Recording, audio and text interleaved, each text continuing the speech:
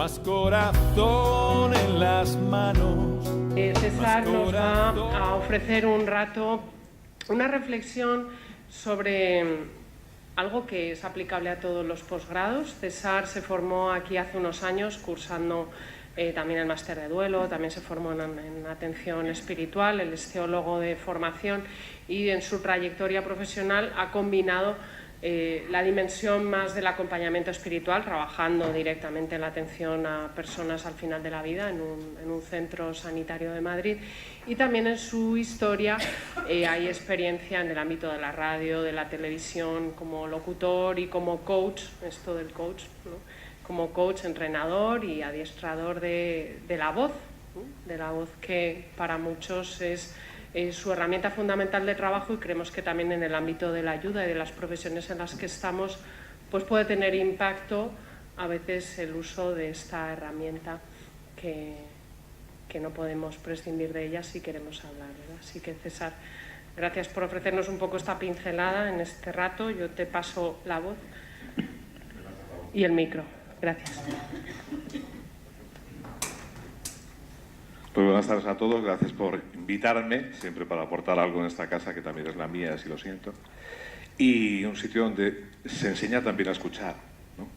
Y donde tan importante es escuchar, y en un tiempo en el que la palabra también se hace tan importante, Kiko, en una casa, como decía, que para mí también es la mía, y así me he sentido siempre, no solamente como alumno, sino también como persona, ¿no? Con todos ellos, ¿no? Con toda la gente, todos los profesionales que lo integran, ¿no?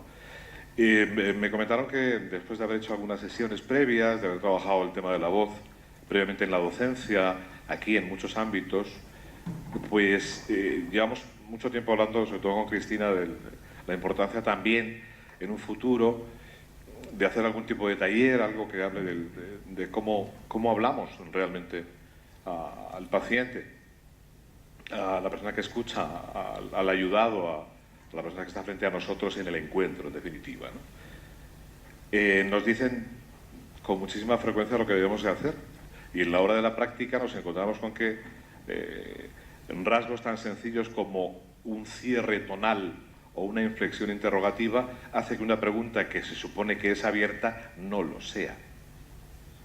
Algo que por precipitación, por poco tiempo, porque la voz es algo que llevamos puesto, y eso, si hay algún tipo de pregunta que queréis hacer, me interrumpís en cualquier momento, porque esto suele suceder, se rompen muchos bloqueos, muchos tabúes, muchos conceptos erróneos, ¿no?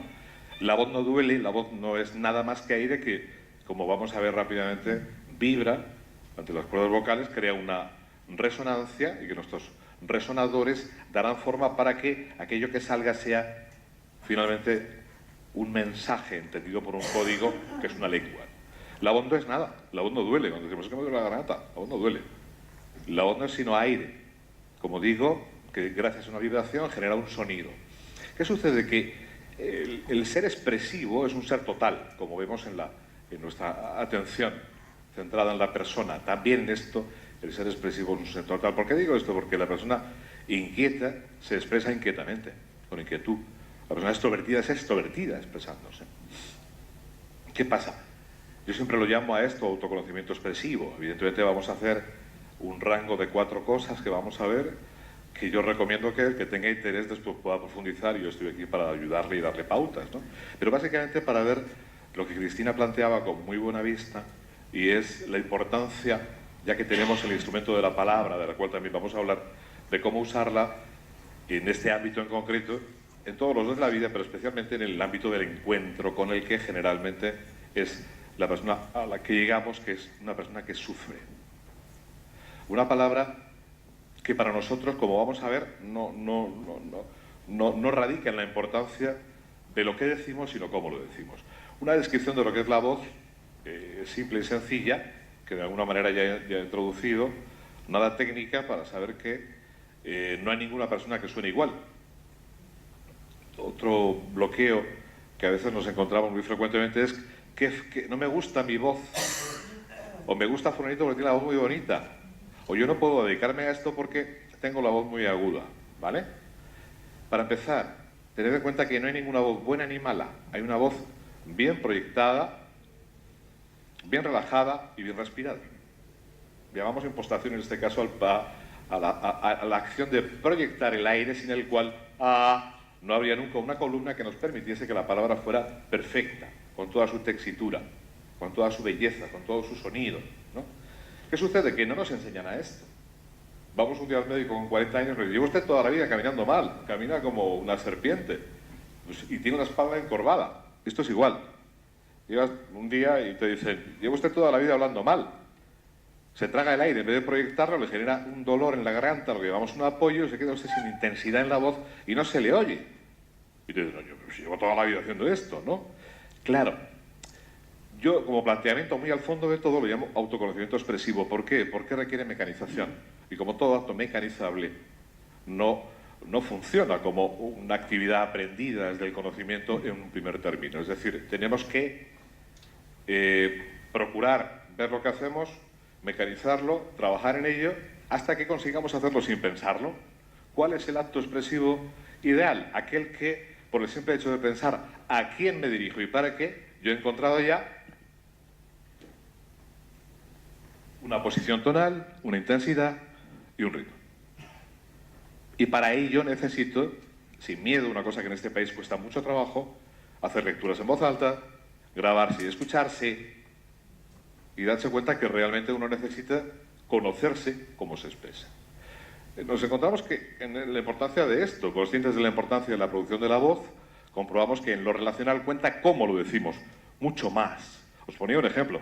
Podríamos saber cualquiera de los libros que existen en esta casa con diálogos con enfermos, y os aseguro que si nos ponemos a leer en este momento, difícilmente conseguiríamos hacer un diálogo completo donde lo que está escrito en el diálogo entre la persona, el ayudante y el ayudado, realmente estemos entonando, estemos vocalizando perfectamente para que lo que queremos decir suene como tiene que decirse. Amigos, en esto el éxito está en cómo siente el que siente lo que yo quiero que sienta. Es maravilloso cuando se controla, porque es perfecto. Si además soy el autor de lo que digo, es redondo. Hablábamos antes con Marisa de hablar, miedo a hablar en público, miedo tal. Más allá de todo eso, nosotros tenemos la suerte de dedicarnos a una tarea que no mucha gente quiere, que es tremendamente bella, en la que la persona se desnuda. Entonces, en lo relacional se pueden aprender tantísimas cosas que tienen que ver con la expresión verbal y no verbal, como ya sabéis, que yo no voy a descubrir nada, simplemente pretendo echar un vistazo a aquello que habitualmente no vemos, que está en la expresión, para que después cada uno, de verdad, si quiere profundizar, lo haga. Yo os recomiendo que lo intentéis, porque esto no se ve en ningún sitio, y ni siquiera se ve como tal en las facultades de comunicación, porque no se ve así. Tantas veces que decimos, es que mi tono, es que mi intensidad, es que mi voz, es que mi tal... entendemos que hablaríamos de 4 recursos básicos. Entonación, que lo que llamamos tono, que incluiría los registros y las inflexiones, muy fácil de entender. Registro es la posición tonal e inflexión es el cambio rápido que hago cuando estoy hablando. Cambio de registro muy rápido, lo vamos a ver en cualquier ejemplo.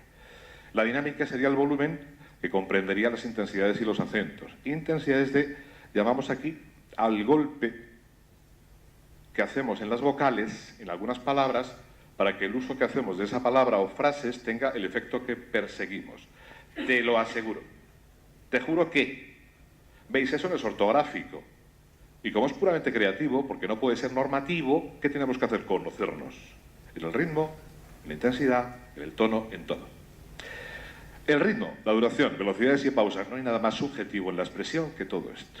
Esto es la base de la corrección expresiva, porque tenemos que volver a la sílaba para poder corregir cualquier defecto que tenemos de expresión o de dicción, puesto que, y esto lo empecé a trabajar hace 25 años, el problema que no nos deja saber o controlar cómo hablamos es el oído. Descubrimos que es el oído el gran corrector, el gran garante de lo que hacemos. ¿Por qué? Porque hasta que el oído no me reconoce en posiciones tonales, en determinados ritmos, no me va a permitir tener el control de lo que digo. Un ejemplo muy claro. Nos ha pasado a todos. ¿Cuántas veces habéis dicho, después de una grabación, este no soy yo? No me reconozco. ¿Verdad? Todo el mundo, ¿no? El oído tiene 3 fases bien definidas. En la primera fase no te reconoce, si seguimos trabajando y dándole argumentos para escuchar, en la segunda fase nos reconoce pero no tiene elementos de juicio, y en la tercera es alucinante porque podemos matizar hasta la barbaridad una sola palabra. Y mecanizándolo, es decir, como decía al principio, no me cansaría nunca de decirlo, por el simple hecho de pensar a quién me dirijo y para qué. Ya estaré utilizando los recursos, estos, lo que llamamos modular, que habéis oído alguna vez hablar, que es modular, ¿no? Modular es combinar todos estos recursos. En cuanto a los timbres no voy a hablar, el timbre es lo característico de cada voz, que definimos en dos muy claros, los normales y los característicos. El timbre claro sería el timbre del niño, el timbre oscuro sería el timbre de la persona anciana, ¿vale? A partir de ahí, conocer los recursos nos permite saber que no podemos dirigirnos a la gente cuando hablamos de la misma manera. No podemos hablar todo igual, no podemos decir todo igual, máxime si nos dedicamos a la docencia, a algún tipo de actividad donde con frecuencia tenemos que hablar, ¿no? ¿Por qué? Porque veremos que la repetición hace, aparte de aburrida, provocar el mayor desinterés de todo lo que estamos diciendo en cada momento, ¿no? Veréis cómo nos inventamos formas de salir del paso porque ignoramos que hacemos esto. De tal manera que nos inventamos roles para hablar cuando lo que hay que hacer es hablar naturalmente, como yo estoy hablando ahora, yo como estoy hablando ahora, como hablo habitualmente. ¿Vale? Pero en cuanto a los recursos técnicos, ambientales, yo tengo el control de subir la intensidad o el tono de voz, aumentar la intensidad y sin necesidad de micrófono, conseguir que una clase doble que esta me siga escuchando perfectamente, sin hacerme daño, proyectando siempre la voz, sin apoyar. Porque ese es uno de los ejemplos claros de por qué los docentes casi siempre se quedan afónicos, ¿no? Vemos que por eso se recomienda la respiración costo-abdominal. Vemos que el profe el jueves ya no puede hablar. El lunes viene bien, el martes le empieza a picar, el miércoles tose y el jueves ya no habla. ¿Por qué? Eso es un apoyo. Es un apoyo. Es decir, en vez de proyectar el canal de aire como hacemos, lo dejamos aquí, salimos del paso como podemos, continuamos hablando y forzando la garganta, las cuerdas se montan, crean pólipos, surge el dolor, pero lo que es peor, patologías, y lo que son peor, la inutilidad o incapacidad de expresar aquello que tenemos que hacer en nuestra tarea, en nuestra labor, adecuadamente. Es muy serio, ¿no? Tan sencillo como tener un buen caudal de aire, por eso se suele enseñar en estos entornos la respiración costo-abdominal, ayudar a empujar con el diafragma para que el caudal sea lo suficientemente importante y en ningún momento necesitemos tirar de la garganta y apoyar en la garganta. Por ejemplo, y casos muy extremos, el cardenal Rouco, ¿no? ¿Recordáis? Antes que... Bueno, Rouco no tiene ninguna sonoridad ninguna, pero esa no es su voz. La voz tiene que ser el resultado de una vibración, como en música, con una tesitura limpia, limpia, clara. Otra cosa es que yo, como recurso, la arrugue, la doble, la esconda o la oscurezca. Pero una voz que no se cansa, por ejemplo José Carlos, que está siempre viajando y dando conferencias, pues tu cuerpo puede estar hecho polvo, pero la voz, como decía, no duele. La garganta no tiene por qué doler si alguien se expresa correctamente, ¿vale? Vemos cómo, y en este panel, una idea muy clara que yo suelo extender en los cursos con bastante profundidad, con ejemplos y con textos, ¿no? Disociamos con la creación consciente o no de un rol, un papel, una interpretación ajustada a una necesidad expresiva frecuente. Es decir, yo soy un vendedor, yo no tengo el control expresivo. Y me he creado un rol, me pongo el traje y hablo, y cuando salgo ahí, pero hay que terminar, no puedo más. O el docente. Frente a eso nos encontramos que si mecanizamos los recursos que vemos que tiene la expresión de una manera natural, conociéndonos, sabiendo hasta dónde podemos llegar, leyendo de manera distinta, dando matices, vemos que mecanizamos los recursos y hacemos una adecuación natural idónea que nos permite hacer de nuestra voz el instrumento que es, ¿no? Algunos defectos de edición. Pues la emisión débil hace la audición difícil, distrae, impide, objeto del mensaje, ¿no? ¿Lo veis? Si algo se os ocurre, es simplemente una enumeración, hay muchísimas. Vocalización deficiente, crea confusión, dificulta comprensión del contenido. Hacemos muchas cosas mal, pero estamos hablando de lo esencial, para ser entendidos de manera clara, ¿no? La velocidad excesiva, si hablamos a un paciente deprisa, cuando él está esperando, si recogemos maravillosamente bien, hacemos todos los recursos que hemos aprendido aquí con el counseling, y de repente le decimos que no te entiende, te dices, bueno, pues o tu cuerpo puede que no exprese prisa, pero tu voz sí. Esto pasa. ¿Por qué? Porque no está equilibrado. ¿Qué tengo que hacer si soy muy nervioso? Tranquilizarme cuando sé que me voy a relacionar con otros. Si sé que soy excesivamente tranquilo, pues ser consciente de que en algún momento puedo aburrir hasta las moscas y que si tengo un parlamento no puedo leerlo todo igual. Tengo que jugar con todo esto, ¿no? La monotonía adormece, aburre, sin pausas encontramos pues fatiga y distrae. Recomendaciones: tener siempre una estructura definida, ya sea un texto propio o no, o simplemente sea algo, un speech mental donde tengamos una idea que tenemos que desarrollar, pues tengamos mentalmente un lugar donde ponerlo y pensar realmente para qué nos dirigimos en ese momento a la gente. Claridad expositiva y expresión coherente. Provocar expectación suficiente sin reiteraciones innecesarias. La expectación se genera como lo ha hecho Cristina al principio. ¿Os habéis dado cuenta de lo que ha hecho Cristina al principio? Con el ruido que teníamos aquí todos hablando. Aquí, Cristina. Hablar muy bajito. ¿Qué hemos hecho todos para escucharla? Imitarla. Primero, callarnos. En el momento que nos hemos callado, ella ha subido la intensidad y el tono. ¿Por qué? Pues porque la comunicación, y en este caso el uso de la voz, hace imprescindible en el otro y en uno mismo que la relación sea una relación coherente y comprensiva. Porque, como digo, no importa demasiado si lo que digo es bonito o feo, pero lo que sí está claro es que el efecto no va a ser igual, depende de cómo lo diga. ¿Sí o no? ¿Estáis de acuerdo? Cuidar el lenguaje, oscilaciones de estilo, medir el ritmo. ¿Cuál es el ritmo ideal? El mío, interviniendo en lo que voy a intervenir, no el de fulanito. No os comparéis nunca con voces, no es comparable. La voz es el sonido resultado no solamente de un proceso fisiológico, sino también emocional, de todo lo que es la persona. Entonces no hay nadie comparable a nadie, cada voz es distinta. De manera que tengo que saber cuándo me atropello y tengo que saber cuándo incrementar ritmo es un recurso para provocar que el que está escuchando mueva el culo, con perdón de la expresión. Eso lo podemos hacer con la voz.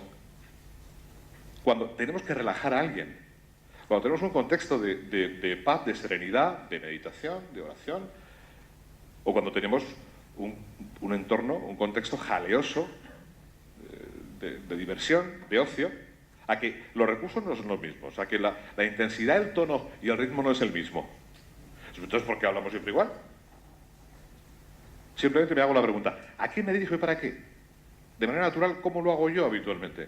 Yo me siento a hablar con José Carlos de un problema que tengo yo y no me pongo a gritar a José Carlos, puedo hablarle seguramente en un registro central, en una entonación, en un registro central, una intensidad media, y de la misma manera, cuando voy a aplicar esa expresión en el entorno donde se espera de mí una intervención, una locución, haré lo mismo. ¿Cómo me expresaría en un momento concreto con esta intención? Intención educativa, intención de acompañar, intención de crear nerviosismo, crear expectación, podríamos estar así toda la tarde y encontraríamos para cada momento una combinación de recursos ideal, pero hay que buscarla personalmente, ¿vale? Evitar muletillas frecuentes, una de tantas cosas que revela la incapacidad del orador. Cuando uno no tiene nada que decir, se calla. Las pausas son tremendamente... iba a decir, me acuerdo muchos adjetivos, ¿no? Las pausas son una maravilla, si están bien utilizadas, ¿no? Las pausas son... Sin embargo, el bache, lo que llamamos en expresión bache, es una pausa forzada, que vemos que la persona está diciendo algo y no llega porque no cierra la frase. Y eso genera angustia, ¿no? La señora mayor no sabe por qué le gusta tal o tal locutor, pero sabe muy bien que a este me lo quitas, ¿no? Fijaos Por ejemplo, locutores deportivos o algunos periodistas en medios, algunos canales de televisión del mundo rosa, donde leen y hablan tan deprisa que ni siquiera vocalizan y, cuidado, y siempre dejan el tono abierto. Nunca cierran las frases. Eso es tremendo, ¿no? La palabra es el elemento transmisor del alma con la realidad, da forma simbólica a lo que vivimos y nos hace tomar conciencia. De cierta manera da sentido a la existencia. Las palabras cifran las fronteras y los contrastes. Con las palabras creamos espacios imaginados, reales o no. Son camino para llegar al otro, descubrir su humanidad y desde luego para llegar a uno mismo. La palabra indaga la suerte del alma humana hasta hacerla hablar lo que uno mismo tal vez nunca llegó a pensar. Pero cuando ya solo contamos cosas que no contienen lo que nos falta, aquello que nos conmueve, lo que realmente nos falta, dejamos realmente de hablar. Necesitamos las palabras del otro, las que nacen exclusivamente para nosotros en la intimidad del encuentro. Y no importa si mostramos debilidad o nos sentimos ridículos, es el momento que brota en la plenitud. Yo os invito a que, después de una formación como la que se imparte en el CES, tan rica en el encuentro, en todo lo que tiene que ver con el encuentro con el otro, veáis la importancia que tiene utilizar vuestra voz como un recurso. Y si alguien necesita en concreto pues, alguna ayuda mayor, pues aquí me tenéis. ¿De acuerdo? Gracias. Más corazón en las manos.